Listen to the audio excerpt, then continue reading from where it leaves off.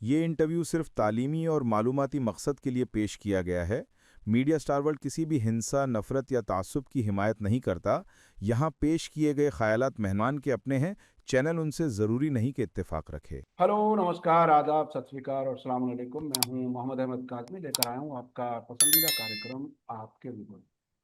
اس وقت بہت بڑی خبر ہے۔ بڑی خبر یہ ہے کہ ایران نے یہ کہا ہے کہ امریکہ کے نمائندوں نے ہمارے ڈیلیگیشن کا اعتماد حاصل نہیں کیا، یعنی ہم آپ پر بھروسہ نہیں کرتے۔ کیا اب سے پہلے کبھی سنا ہے کہ دنیا کی جسے زوم ہو، جسے اس بات کا فخر ہو کہ وہ سپر پاور ہے، اس سے کوئی وہ ملک جس کو وہ ذلیل و خوار کرتے رہے ہیں، اب وہ ملک یہ سوال کر رہا ہے کہ صاحب آپ پر ہمیں بھروسہ نہیں بن رہا ہے، اس لیے یہ بات ناکام ہوئی ہے۔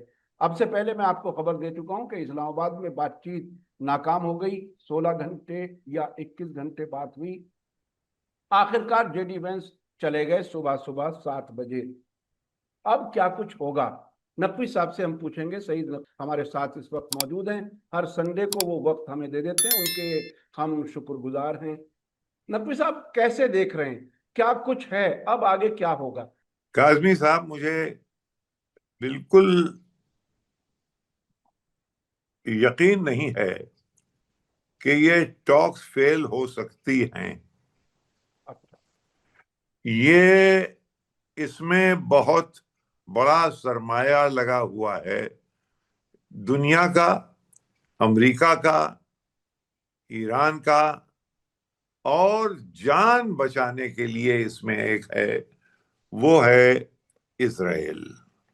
وہ جو ہے اس کی امن، وہ امریکہ کو اپنے ساتھ جنگ میں رکھنا چاہتا ہے، لیکن امریکہ کو اپنے ساتھ امن میں وہ نہیں دیکھنا چاہتا۔ اور یہ چونکہ یہ کانفرنس جو ہو رہی تھی، سمٹ جو ہو رہی تھی اسلام آباد میں، وہ پیس کے لیے تھی، شانتی استھاپت کرنے کے لیے تھی، لہذا جو سب سے زیادہ اس وقت بکھرے ہوئے اور پریشان لوگ تھے وہ تھے اسرائیل کے۔ ایک بات میرے سمجھ میں نہیں آتی، اور میں کہ صاحب تمام لوگوں کے آپ نے اپنی ٹیم بدل دی، آپ نے جے ڈی وینس کو لیڈر بنا دیا۔ اس کے پیچھے کچھ یہ بھی اندازہ لگایا جاتا ہے کہ تقریباً کچھ لیڈر، کچھ آوازیں تہران سے ایسی اٹھیں کہ شاید ان پہ زیادہ یقین ہو، اس لیے کہ یہ خبریں تھیں کہ یہ جنگ کے خلاف تھے، لہذا ان کو ذرا سا کریڈیبلٹی دی گئی تھی۔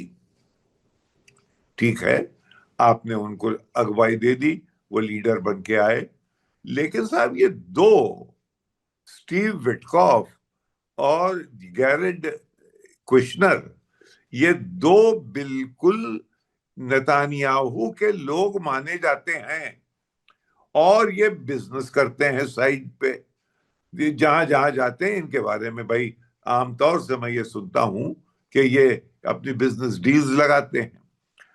تو ان کا ہونا کیوں ضروری ہے بھائی؟ آپ کو یاد ہو کہ ایران نے جب شروع میں گفتگو شروع کی تھی تو وہ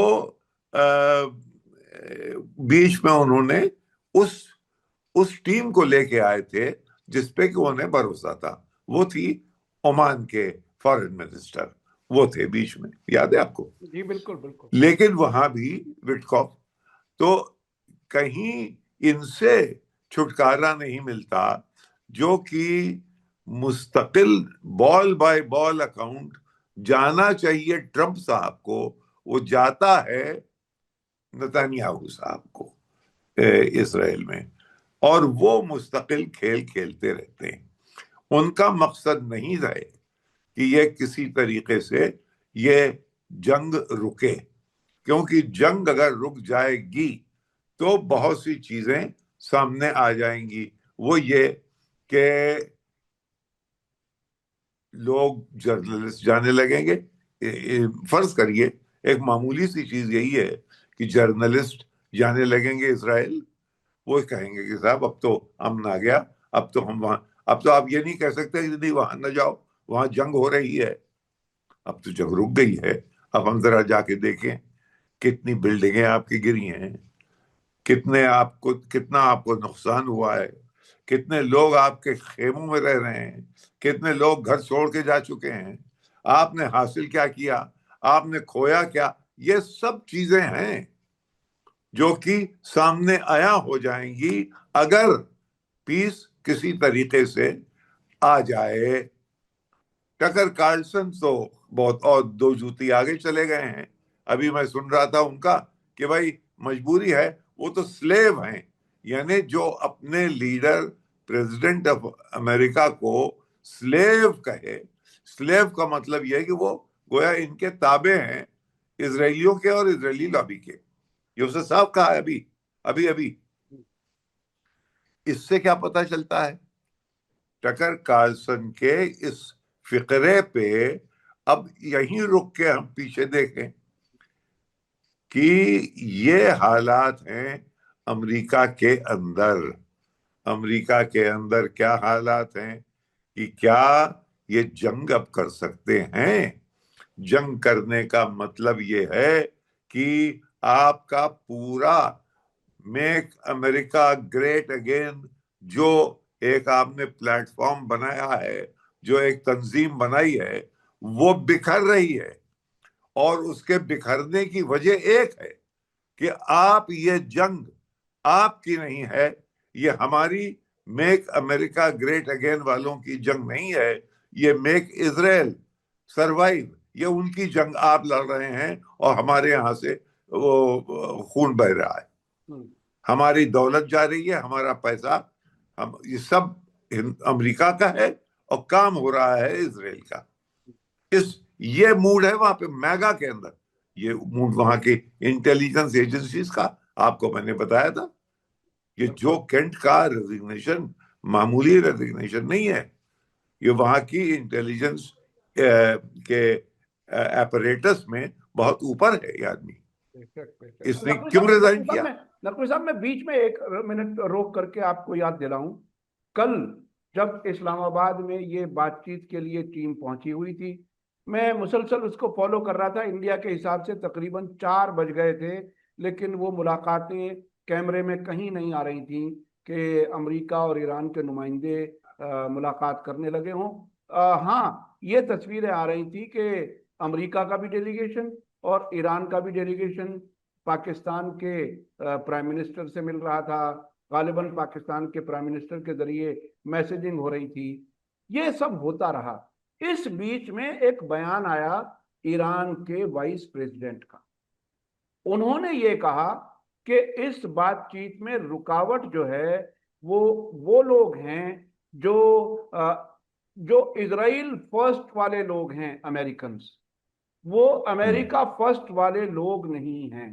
یعنی وہ جو بات آپ بالکل کہہ رہے وہی جو ہیں، میں کہہ رہا تھا۔ بالکل وہ جو بات آپ کہہ رہے ہیں، وہ وٹکاف اور جارڈ کشنر کی وہاں موجودگی، اور ٹرمپ کو رپورٹ پہلے بعد میں پہنچے اور پہلے پہنچ جائے نتنیاہو کو، تو اب سیدھی بات ہے، ٹکر کارلسن بالکل صاف کہہ رہے ہیں کہ وہ ان کے غلام ہو چکے۔ ابھی ان کی پریزیڈنسی کو 1.5 سال جو ہے یہ گزرا ہے، ابھی نومبر میں مڈ ٹرم ہونے والا ہے کانگریس کا۔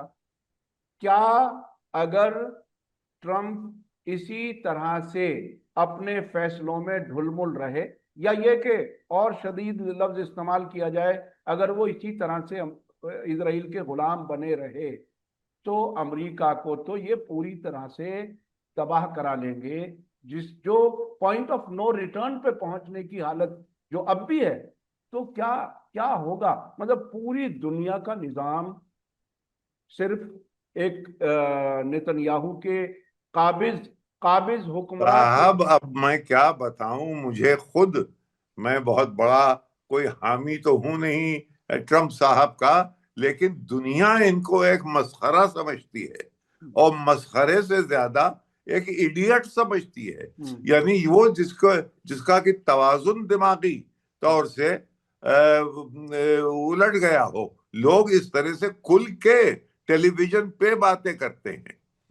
کہ یہ آپ کے اب بتائیے ماں بہن کی گالی جو کرنے لگے اب دوسرے اسٹیٹس کو، اور وہ باسٹرڈ کہے کہ صاحب کھولو وہ، لیکن ایک بات جو طے ہو گئی ہے ابھی تک تو یہ ہے بھائی کہ مردوں نے جو زبان سے کہا تھا وہ کر چکے، یعنی میرے حساب سے جنگ کی وکٹری کا دائرہ ابھی آلریڈی ان کے وہ ہیلو جو ہے وہ ایرانیوں کے سر پہ ہے۔ ایڈوانٹیج اگر اکانومسٹ جیسی میگزین بھی یہ کہتی ہے ایڈوانٹیج ایران، تو اس کا مطلب یہ ہے کہ اس وقت ہاتھ اس کا بھاری ہے۔ اب لوگ یہ سوچ رہے ہیں کہ صاحب ابھی یہ ان دنوں میں 2 ہفتے کے اندر یہ لوگ کچھ اپنا سامان بھیجیں گے اسرائیلیوں کو، اور آرمز بھیجیں گے، اور پھر جنگ بڑے زور سے ہوگی اور اب کے ختم کر دیا جائے گا۔ صاحب ہم تو کب سے سن رہے ہیں، اس کا مطلب یہ ہے کہ پہلے ریتھیون اور یہ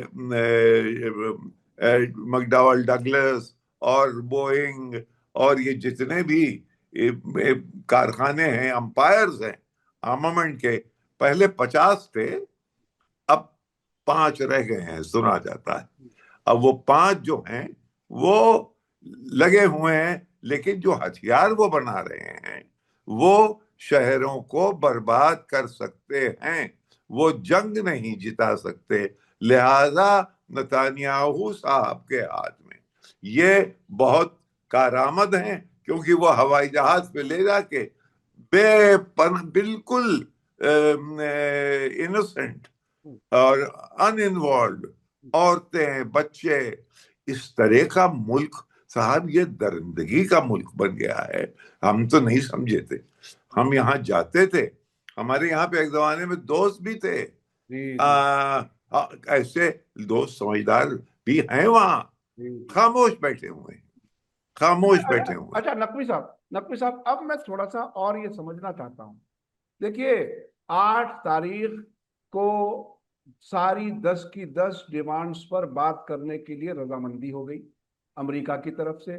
کچھ گھنٹے پہلے جو سویلائزیشن کو تباہ کرنے کی بات کر رہے تھے، وہ ایسا لگا جیسے بلوں میں گھس گئے اور کہہ دیا کہ ہم آپ کی ساری بات پہ، سارے نقطوں پر بات کرنے کے لیے تیار، جس میں کمپنسیشن، جس میں ہارمز پر ایران کا کنٹرول، جس میں امریکہ کے فوجیوں کا پورا باہر نکل جانا، یہ تمام شرطیں ان پر امریکہ نے بات کرنے کے لیے مہر لگا دی۔ دوسرا دن ہوتا ہے، بلکہ سیم ڈے نتنیاہو کا فون جاتا ہے اور وہ لبنان اس جنگ بندی میں نہیں رہے گا، یہ کہنا شروع کر دیا جاتا ہے دونوں طرف سے، اور حملے بھی کچھ ہی گھنٹوں میں لبنان پر وہ تابڑ توڑ حملے ہوئے ہیں جو اس پوری لمبی جنگ میں کسی ایک دن کبھی نہیں، اتنی تباہی لبنان کی، اور سویلین ایریاز میں، جی سویلین ایریاز میں۔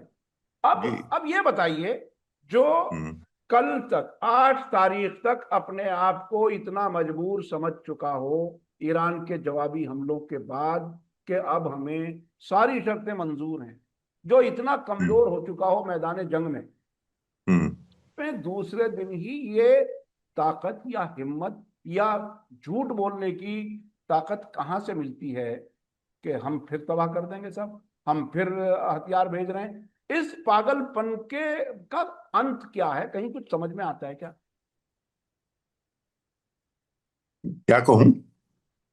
کیا کہوں، زبان آنکھ جو کچھ دیکھتی ہے لب پہ لا سکتا نہیں۔ محو حیرت ہوں کہ دنیا کیا سے کیا ہو جائے گی اور یہ کیا ہو رہا ہے، یہ میری سمجھ کے باہر ہے۔ لیکن ایک بات یہ بھی دیکھیے، یہ بہت ہی پولیٹیکل پانسا پھینکا ہے اسرائیل نے۔ پہلے یہ سمجھ لیجئے کہ میرے نزدیک جو میں سمجھا ہوں، اسرائیل اب اپنے آخری لیگز پہ ہے۔ یعنی یہ اگر فرض کریے کہ امریکہ ہٹ جائے اور وہ یہ مان لے، اپنی فوجیں لے کے چلا جائے اور یہ کہے کہ بھائی اسرائیل کا معاملہ جو ہے یہ ہمارے کنٹرول کے باہر ہے، تو یہ پھر ایران اور اسرائیل کے بیچ میں رہ جائے تو 4 دن نہیں ٹکیں گے، 4 دن یہ حالت ہے. پھر یہ نیوکلیئر کی بات کر دیں گے، اور نیوکلیئر کا جہاں نے تذکرہ کیا تو پھر اس میں اس کے آگے پھر لاجیکل باتیں ہونے لگتی ہیں، لہذا میں کچھ نہ کہوں گا. آپ سب جانتے ہیں کہ بھائی اگر انہوں نے کہیں نیوکلیئر بام پھینک دیا تو کہیں سے ریٹیلیشن تو ہو سکتا ہے بھائی، تیاریاں تو ہو سکتی ہیں بھائی. یعنی یہ تو ہو سکتا ہے کہ اگر آپ نے آج پھینک دیا تو 10 دن کے بعد وہاں سے بھی آ سکتا ہے، کیونکہ ایران تو بہت بڑا ملک ہے. یعنی اس میں آپ ایک بم سے پورے ملک کو تو آپ تہس نہس نہیں کر سکتے. ہاں لیکن یہ ہے کہ اگر آپ لوگ باتیں یہ کر رہے ہیں اس پر بڑے بڑے کگار کے اوپر دنیا ہے اس وقت، لیکن ہے یہ کہ یہ چاہتے ہیں اسرائیل والے اور امریکہ ان کے ساتھ، وہ یہ چاہتے ہیں کہ جو یہ لیبنان کے اندر جو نان شیعہ ایلیمنٹ ہے، میرونائٹس ہیں، ڈروز ہیں، سنی پرائم منسٹر ہے، یہ کہہ رہا ہے کہ مجھے ڈائریکٹ بات کرنے دو at the level of ambassadors in New York اسرائیل کے ساتھ. یعنی سوال یہ ہے کہ اس نیچے حزب اللہ کو ایران چھوڑ نہیں سکتا، کیونکہ حزب اللہ نے اس وقت ایران کو نہیں چھوڑا جبکہ ایران کے اوپر تمام حملے ہو رہے تھے. حزب اللہ نے مدد کی، اور وہ لبنان میں سب کو اپنی چھتر چھایا میں لے کے ایران چلنا چاہ رہا ہے. یہ چاہ رہے ہیں کہ وہاں ایک شگاف آئے، جو یہ لوگوں کو ہماری اور ہمارا اور جو وہاں کی حکومت ہے اس میں ایسا سمجھوتا ہو جائے، یہ نتانیاہو کے لوگ کہہ رہے ہیں، ایسا سمجھوتا ہو جائے کہ لیبنیز سوسائٹی کو پھر ہم ڈائریکٹ کریں، پھر رویہ، کیونکہ آفٹر آل حزب اللہ تو لیبنین کے اندر ہے نا، اس کو ہم کنٹرول کریں. قصہ یہ ہے کہ لگام ہمارے ہاتھ میں ہے کہ ایران کے ہاتھ میں رہے. ہم کس طرح سے، ایران چاہتا ہے میں اپنے ہاتھ طرح سے حزب اللہ کو کنٹرول کروں، اپنے ساتھ سینے سے لگا کے رکھوں. ان کا یہ ہے کہ اس کو کیسے میں کنٹرول کروں. یہ اس میں امریکہ اس سازش میں ملوث ہے، کیونکہ امریکہ کے بغیر یہ لوگ بہت زیادہ آگے نہیں بڑھتے، امریکہ کو آگے نہیں بڑھنے دیتے، لیکن یہ خود بھی امریکہ پہ بہت زیادہ ڈیپینڈنٹ ہے. اگر یہ سمجھ لیجئے کہ اب اسی لیے میں آپ کو بتا رہا تھا کہ اس وقت امریکہ کے اندر ان کی انٹیلیجنس ایجنسیز میں فشار، ان کے وائٹ ہاؤس کے اندر ڈفرنسز، یعنی یہ سمجھ لیجئے کہ ان کا جو سب سے سینئر ڈپلومیٹ ہے، یہ 1979 کے بعد پہلا، یہ آپ کے آڈینس اس بات کو سمجھ لیں، پہلی فیس ٹو فیس میٹنگ تھی، پہلی تاریخی ہے یہ میٹنگ. ایک دفعہ اوباما صاحب نے ان سے جو پہلے تھے روحانی اور پریزیڈنٹ روحانی اور اوباما کا ٹیلی فونک ایک گفتگو ہوئی تھی ایک، لیکن یہ کبھی نہیں ہوا. اور جناب جس سارا پریپریشن کر کے ہر ایک ٹیکنیکل ایڈوائزر ساتھ، ملٹری ایڈوائزر ساتھ ادھر سے آئے ہیں. یہاں سے کون آیا صاحب؟ ایک ہمارے جے ڈی وینس، جو کہ ڈپلومیٹ نہیں ہے، فورن افیئرس کے آدمی نہیں ہے، اور جو ان کا مارکو روبیو جو کہ ڈپلومیٹ ہے ان کا، وہ غائب. تو کیا پتا چلا کہ ان کے یہاں ابھی کھٹ پٹ ہے اسٹیٹ ڈپارٹمنٹ میں اور وائٹ ہاؤس میں اس ایشو پہ.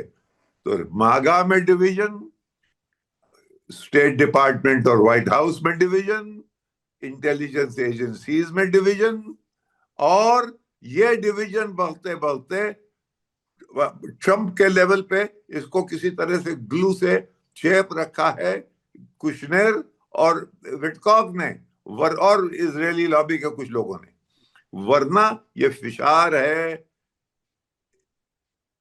इजराइल और अमेरिका, ये खाई बन रही है, ये खाई बनती जा रही है। ईरान इनको देख रहा है और ये ईरान की जीत है, ये तब से कहा था और आज भी। तो लिहाजा ये जो अभी बात खत्म हुई है, इसको ये ना समझिए कि ये आखिरी वो पीठ मोड़ के चले गए, वो जा सकते नहीं, इसलिए कि उनके यहाँ बहुत गड़बड़ है। अब ये कैसे रिवाइव होगी, इसकी रिवाइवल कैसे होगा, ये यानी अब अभी उन्होंने तो साफ साफ कह दिया, ईरान की तरफ से ये आ गया कि साहब आपके लोगों, आपकी टीम हमारी कॉन्फिडेंस नहीं जीत पाई, हम यानी हम पे आप पे यकीन ना हो पाया, इसलिए जरा सा इसमें इसके पीछे एक अनस्टेटेड भी स्टेटमेंट है, वो ये कि जरा सा वक्त और आप भी ले लीजिए, हम भी ले लेते हैं, यानी आगे चलेंगे दम लेकर चलेंगे कुछ वक्फे के साथ। अब नकवी साहब, मैं एक, आपने डिप्लोमेसी बहुत नजदीक से देखी है, आप बहुत से मुल्कों के फॉरेन मिनिस्टर से, प्रेसिडेंट से, हर किस्म का तजर्बा आपको, सरकारें कैसे काम करती हैं, कैसे मैसेजिंग होती है, डिप्लोमेसी में किस चीज के क्या मानी होते हैं। इस मुलाकात में दो तीन चीजें बहुत ही इंपॉर्टेंट आई, कुछ चीजों की रिपोर्ट्स आई हैं, कुछ चीजें हमें कहीं कहीं से इधर उधर से भी मालूम हुई। एक खबर ये आई कि ग्रुप फोटो कराना चाहते थे अमेरिकन डेलीगेशन ईरान के डेलीगेशन के साथ। गालिबाफ ने कह दिया कि हम आप लोगों के साथ फोटो नहीं खिंचवाएंगे और आप ये फोटो फिर दुनिया भर में घुमाएंगे, हम आपके साथ। उन्होंने कुछ और सख्त लफ्ज भी इस्तेमाल किए जो मैं अभी नहीं कहना चाह रहा, ये मेरे पास इत्तला है। एक और मैसेजिंग, हवाई जहाज, आपने तो हजारों बार सफर किया है, अब ये एक डेलीगेशन आ रहा था जिसमें जाहिर है 10, 12, 15, 20 जितने भी लोग रहे होंगे, उसके अलावा खाली सीटें पूरी पैसेंजर प्लेन की, उसमें ईरान की तरफ से मीनाब के शजरे तैयबा नाम के लड़कियों के स्कूल की शहीद बच्चियों के फोटो और उनके बस्ते स्कूल के, वो सारी सीटों पर वो लगा करके चले और उसकी फोटो जारी की गई बाकायदा। इस सब को आप कैसे देख रहे हैं? यानी दुनिया के कॉन्शियंस के लिए एक बड़ा चैलेंज ईरान खड़ा कर रहा है, इसे कैसे देख रहे हैं? इसको हम यूं देख रहे हैं कि अब ईरान भी चौकस हो गया है, होशियार हो गया है कि दुनिया में प्रोपेगेंडा और पब्लिसिटी भी, अभी तक तो हम हक पे खड़े हुए हैं, लेकिन हक के साथ साथ उसको कम्युनिकेट कैसे किया जाए, इसमें भी बहुत ज्यादा हुनरमंदी उन्होंने उन्होंने उनके पास दिखाई दे रही है, और उसके बाद एक जखीरा है, ऐसे स्पोक्समैन निकल के आए हैं। यानी एक तरफ मारंदी साहब हैं, प्रोफेसर हैं वहां के, दूसरे कौम के हमारे लखनवी के एक हैं अकीब जैदी, बेहतरीन, यानी इतने अच्छे स्पोक्समैन कि मैं आपको क्या बयान नहीं कर सकता। तो गोया अब ये पब्लिसिटी और प्रोपेगेंडा को भी समझ गए हैं, और उसमें वो इनमें और उनमें वेस्टर्न प्रोपेगेंडे में फर्क ये है कि सही बात को किस तरीके से पेश किया जाए, सही बात को। वहां यह है कि बात को, झूठ को कैसे सच बनाया जाए, ये यहाँ नहीं है। बिल्कुल, ये यहाँ नहीं है। क्रेडिबिलिटी बहुत अहम चीज है, क्रेडिबिलिटी। यानी ये वो मुल्क है जो कि लोगों को समझ लेना चाहिए, जिसने भाई इतनी, जिसके ऊपर इताब नाजिल हो, वो बना सकता हो, वो क्यों ना बनाए न्यूक्लियर वेपन, सिर्फ इसलिए कि एथिकल मॉरल ग्राउंड्स पे उनके रहबर ने, उनसे लीडर ने उनसे कह दिया है कि देखो ये फतवा है, हमने ये फतवा जारी किया, क्योंकि ये न्यूक्लियर बम जो है ये डिस्क्रिमिनेट नहीं करता कि कहाँ फौजी छावनी है और कहाँ عام انسان رہتے ہیں، یہ ہر طرف جاتا ہے، لہذا ہم اس کو کنٹرول کرنا چاہ رہے ہیں۔ اگر بہت زیادہ ان لوگوں نے ویسٹ کی طرف سے پرووکیشن بڑھتے رہے تو کیا اب تو آیت اللہ علی خامنئی حیات نہیں ہے؟ ضروری ہے کہ یہ فتویٰ رہے۔ اس کو اس بات کا بھی احترام کرنا چاہیے ویسٹ کو کہ بھائی یہ جب تک ہے تب تک اچھا ہے، کچھ نہ کچھ سمجھوتا کر لو۔ یہ مان ہی نہیں رہے ہیں، یہ اس بات کو سمجھ ہی نہیں رہے ہیں۔ اچھا نقوی صاحب، اب میں تھوڑے سے دوسرے پہلو کی طرف جانا چاہتا ہوں۔ دیکھیے، ایران نے اس 40 دن میں، پہلے وہ 12 دن کی جنگ میں بھی، 13 دن کی جنگ میں باقاعدہ ثابت کی اپنی طاقت، اور اب اس 40 دن کی جنگ کے نتیجے میں یہ ہوا کہ اتنی طاقت انہوں نے دکھائی، اتنی تباہی کی امریکہ کے فوجی اڈے اور اسرائیل پوری طرح سے کافی حد تک تباہ کر دیے گئے۔ یہ کتنا مشکل ہوتا ہے کہ میرے پاس طاقت ہے لیکن میں دشمن کے خلاف استعمال نہیں کر رہا، اپنی قانونی حیثیت اس وقت میں استعمال کروں گا جب دشمن مجھ پر حملہ کر دے۔ اتنی صبر کے ساتھ اس طاقت کو سمونا، دوسری طرف سے جو پروپیگنڈے سے طاقت بتائی گئی تھی اس کی ہوا نکل چکی، بالکل سب کے سامنے ہے۔ اتنی بڑی طاقت ہونے کے بعد بھی صبر سے، تحمل سے چلتے رہنا، اسے آپ کیسے دیکھ رہے ہیں؟ اور اب جس طرح سے حالات دنیا کے بدل رہے ہیں، اب مائنس ایران کیا دنیا مکمل ہو جائے گی، جس کا اتنے بڑے نیچرل ریسورسز پر ایک طرح سے نہ صرف اپنے نیچرل ریسورسز پر بلکہ ان تمام عرب ملکوں کا مال تب جائے گا جب ایران راضی ہوگا۔ اس پوزیشن کو اب کیسے ہینڈل کرے گا دنیا، کیسے ہینڈل کرے گی؟ دیکھیے، سب سے یہ سارے اتنے بڑے دائرے میں نہ دیکھیے، صرف ہرموز پہ جائیے۔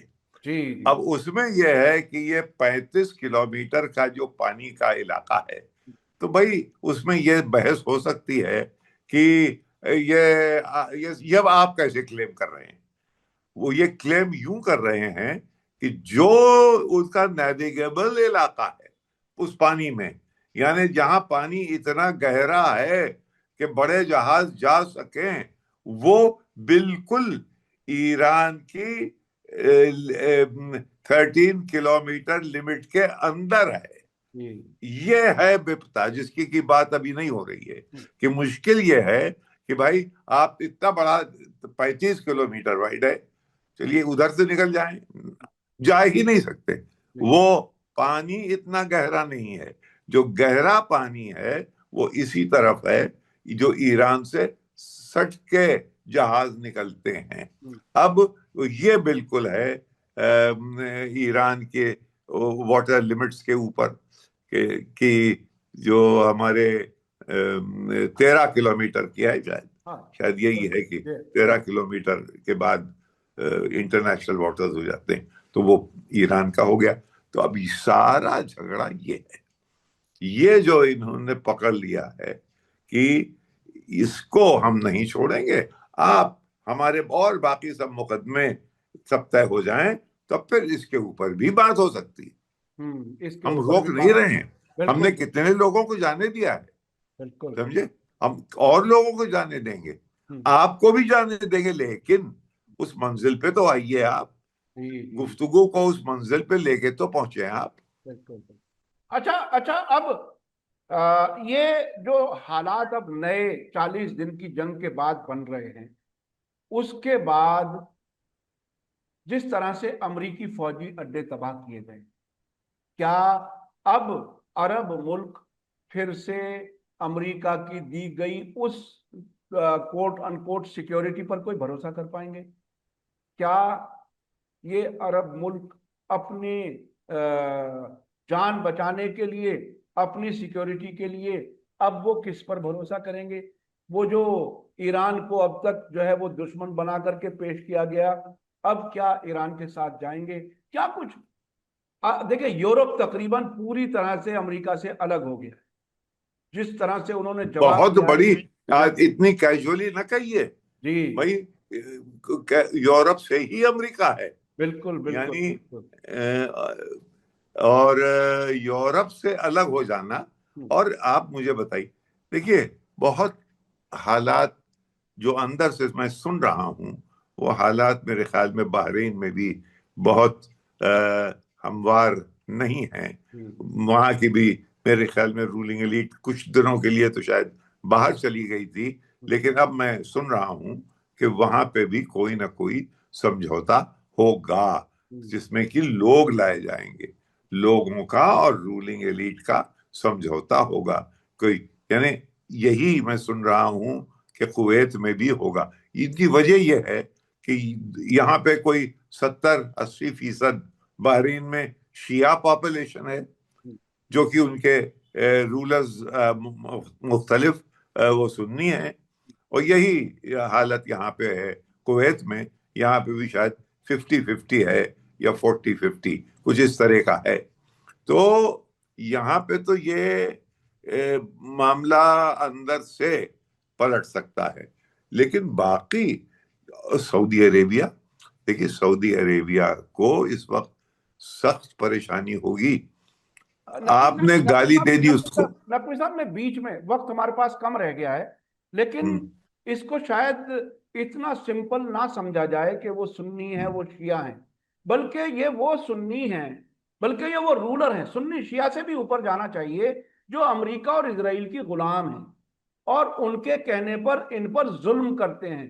ان شیعوں کو حقوق نہیں دیتے، ان کو نہ سیاسی حقوق ہیں، نہ سماجی ہیں، نہ ان کو برابر نیچرل ریسورسز میں ان کو حصہ مل رہا ہے.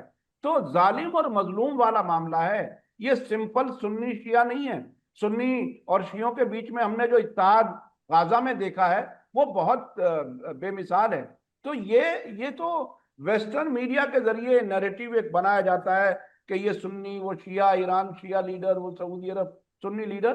میرے خیال سے اس سے کچھ زیادہ آگے بڑھ کے ہمیں سمجھنا چاہیے اور اپنے درشکوں کو بتانا چاہیے.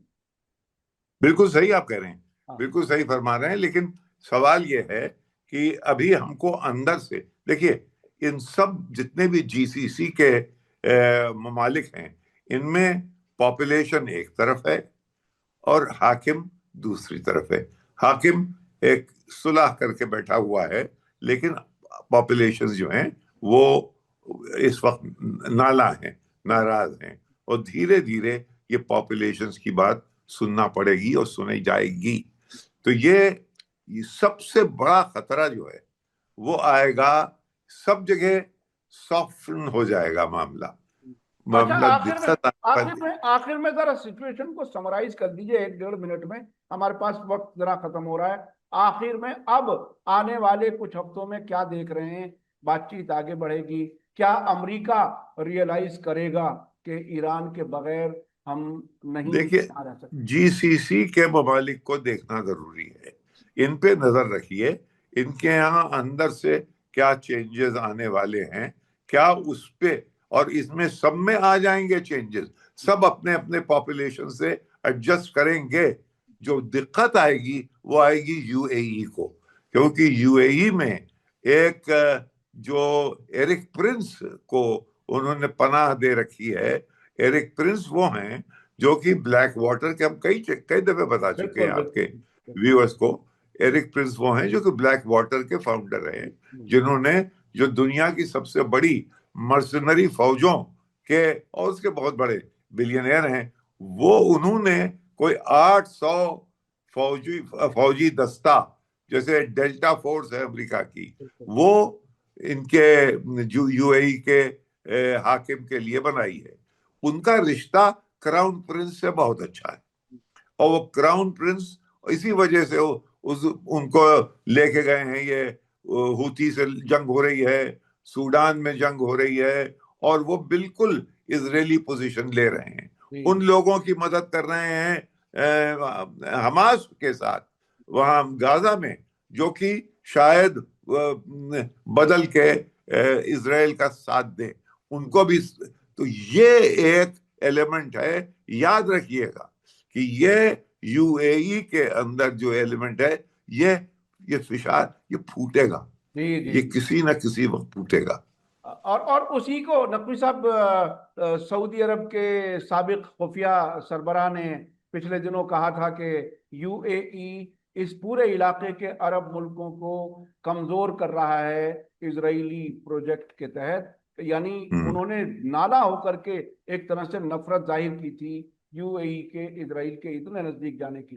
بہت بہت 2010 سے ایرک پرنس وہاں رہتے ہیں۔ جی ایرک پرنس کا مطلب سیدھا سیدھا ایسا ہے جیسے وٹکوف یا جاریڈ کشنر رہ رہے ہوں اور اسرائیل بس بس بس بس بس بس بس بس بس بے شک۔ بہت بہت شکریہ نقوی صاحب، نقوی صاحب آپ نے ہمارے لیے وقت نکالا، ہمیشہ ہمیں ٹائم دے دیتے ہیں، اس کے لیے بہت شکر گزار ہیں۔ ہمارے درشک بھی آپ کا انتظار کرتے ہیں، بہت بہت شکریہ۔ میں اپنے ناظرین سے درشکوں سے کہوں گا آج کا ویڈیو آپ کو کیسا لگا کمنٹس میں ضرور لکھیں اور زیادہ سے زیادہ لوگوں تک شیئر کریں۔ اسی کے ساتھ مجھے دیجیے اجازت، دھنیہ واد، شکریہ، جے بھارت، جے ہند۔ ہمارے چینل میڈیا سٹار ورلڈ کو سبسکرائب کیجیے اور بیل آئیکن دبائیے تاکہ ہماری ہر نئی ویڈیو کا نوٹیفیکیشن آپ کو سیدھے ملتا رہے۔ اگر آپ کو ہماری خبریں پسند آتی ہیں تو انہیں اپنے واٹس ایپ، انسٹاگرام، فیس بک اور ٹویٹر اکاؤنٹس پر شیئر کرنا نہ بھولیے تاکہ اور لوگ بھی حقیقت سے واقف ہو سکیں۔